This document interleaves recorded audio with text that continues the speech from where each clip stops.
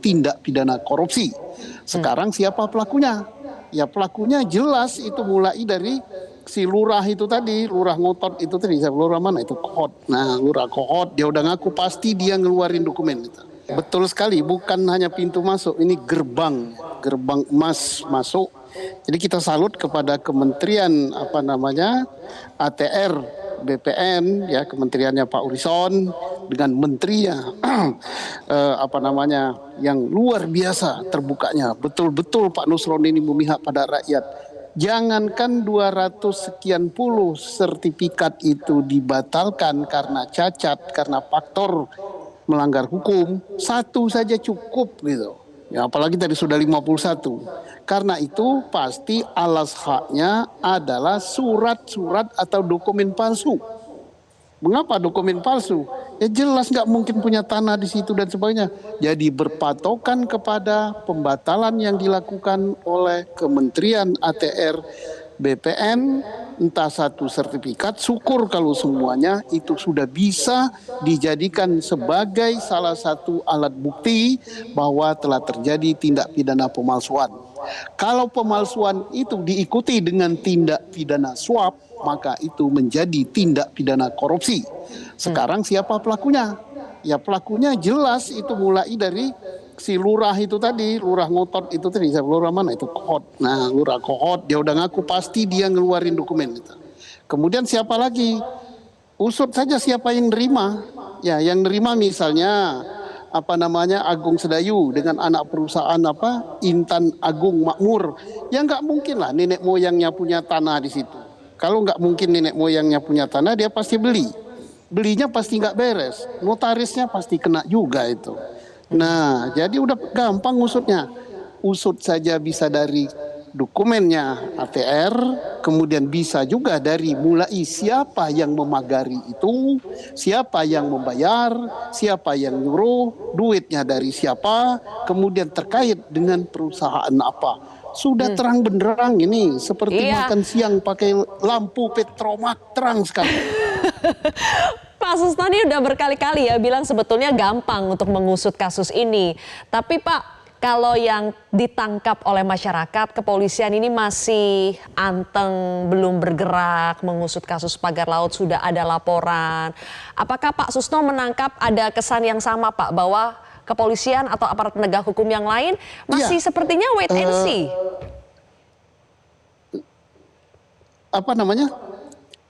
Dukungan perintah presiden sudah ada. Presiden itu yang membawahi Polri yang tertinggi. Dukungan politik dari ketua DPR sudah. Dukungan dari Komisi 4 sudah. Dukungan dari Kementerian ATR sudah. Dukungan rakyat sudah. Dukungan peraturan perundang-undangan sudah. Nah, kalau masih tidak juga dilakukan, berarti ada suatu kekuatan yang bisa menggeser dukungan-dukungan tersebut. Kekuatan apa itu aku tak tahu.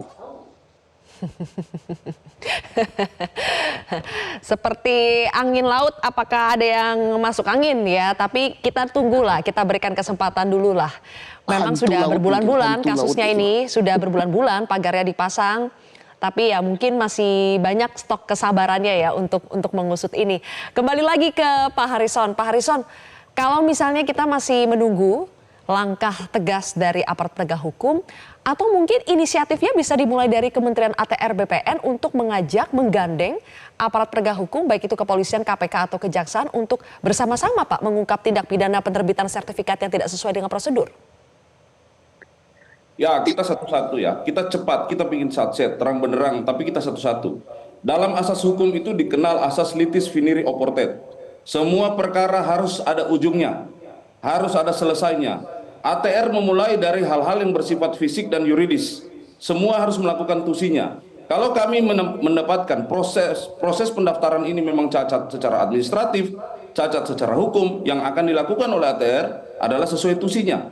Melakukan pembatalan produk yang memang tidak sesuai ketentuan, tentu saja harus precise, harus sesuai tahapan-tahapannya, dan melakukan pemeriksaan internal APIP kepada pihak-pihak yang pada saat itu karena tugas dan fungsinya menerbitkan sertifikat ini. Saya pikir kita berkonsentrasi di tusi masing-masing saja. Kami menghormati semua proses dalam rangka memperbaiki ini, tapi sekali lagi Pak Nusron dan jajaran ATR BPN berkonsentrasi dengan tusi yang diberikan oleh Presiden untuk melihat kembali produk ini apakah sudah sesuai atau tidak dan melakukan langkah-langkah hukum yang dimungkinkan oleh undang-undang dalam rangka melakukan proses apakah itu pembatalan atau pemeriksaan baik terkait produk maupun pihak-pihak yang terlibat di dalam penerbitan. Saya rasa itu, Sylvia.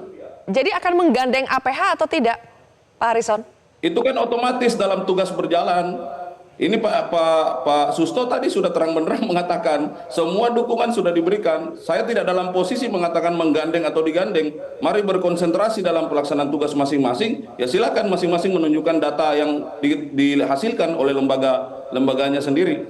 Itu dulu. Kemudian nanti kita akan melihat langkah-langkah ke depan seperti apa. Tapi saya pikir positif sekali apa yang disampaikan oleh Pak Susno tadi itu adalah gambaran keadaan hari ini. Tentu kita harus bekerja dengan baik, tetapi masing-masing harus melaksanakan tugas yang diberikan kepada tusi kelembagaannya masing-masing. Itu, Mbak Sylvia.